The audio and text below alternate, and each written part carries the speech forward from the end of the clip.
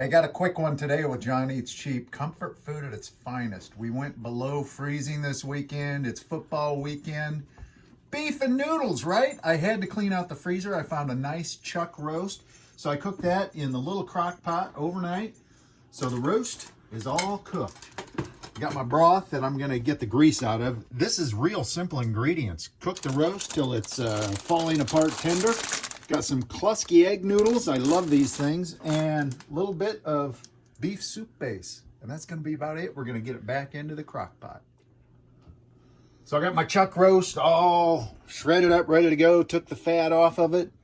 Now this is great broth. The thing with chuck roasts, though, is that they're pretty fatty.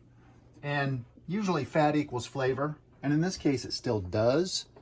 But there's a little bit of, it's kind of an oil flat on a chuck roast. So I want to separate that. I just want the juice. Look at this. Mrs. Cheap got this. This is a fat separator. Essential for sauces and gravies. When you pour it in here, the fat, of course, rises to the top. And this, well, you'll see how it works. I think you can get a little one for like 10 bucks on Amazon. This one was probably 15 or 20 because it's a big one. So I'm going to try and pour this out without spilling. And the crock pot is cool. Miss John's Oh no, I've got asbestos hands. Nah, that's, yeah, it had cooled down enough to handle it. So there you can see the fat goes up to the top. And it's a really, really oily, greasy fat on a chuck roast, which is the only bad thing about them. But it still puts a lot of flavor. So I have a stopper in. You pull the stopper out and see how the juice, and now it'll pour from the bottom. So I'm gonna pour that in. And then you're just getting the juice and not the fat. Oh, and all the flavor. All that stuff. And I clogged it up, I think. There we go. And you pour until you get to just fat left. And that's pretty much just fat left. See how that works? Works great. I do hate cleaning it though.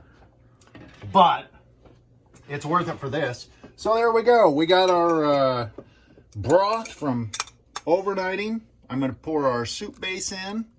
I prefer beef soup base to bouillon. It's not quite as salty and a lot more flavor. I'm going to pour our Klusky noodles in.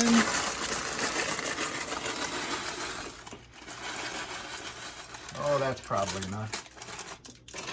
So we get this all in here mixed up. And we will have to add some more water because of that base. But I love my beef and noodles thick now. The beef goes back in. And the great thing is you can keep adding water because these noodles are going to make it thick and soak up a lot of the broth. You just add a little more water, a little more soup base if you want. That's a great thing. This isn't really a recipe. That's why I can't tell you how much soup base I used because it's different every time. You just make it till it tastes good. And I'm just gonna put this on high for about 30 minutes to get it good and heated up and bubbling, and then I'll turn it down and let it go until game time. Gonna add our water.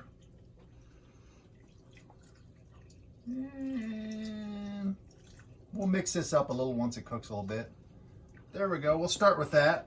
See how that goes. One other thing about the noodles, I like these Klusky noodles. It's just kind of what almost looks like fettuccine, which we use sometimes. But dry noodles, some people love like the Mrs. Reams, the frozen noodles. My mom always made her own homemade noodles. I know it's easy. It's like egg and flour, and that's about it. But we kind of think all noodles are just kind of the same, especially when you're covering them with, you know, beef and sauce and eating them on mashed potatoes and that type of stuff. So we just like the dried ones, whatever we have on hand. Box of fettuccine works just as well too.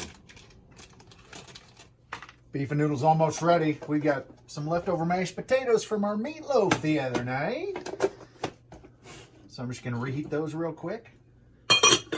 Just a sneak peek. Look at this. That's how I like my beef and noodles. thick. There we go. Taters are reheated. And I don't know, Mrs. Cheap just said, why do we have potatoes and noodles? Is that a Midwest thing? I don't know. I just know it's quite comfortable. So there we go. Taters. As I said, maybe you like your beef and noodles to be a little more brothy. I like mine beefy and noodly.